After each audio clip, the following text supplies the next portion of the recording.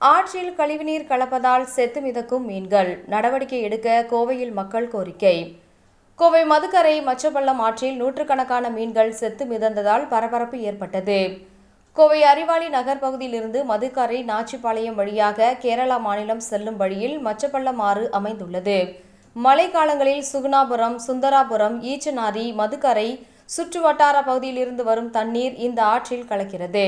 மேலும் இந்த ஆற்றின் பாதையில் ஆங்காங்கே உள்ள பள்ளங்களில் நீர் தேங்கியிருப்பதால் கோடை காலங்களில் நிலத்தடி நீர் ஆதாரமாகவும் உள்ளது. மேலும் இந்த நீரை விவசாயிகள் பயன்படுத்தும் வகையில் குறும்பாளையம் அருகே தடுப்பணை கட்டப்பட்டுள்ளது.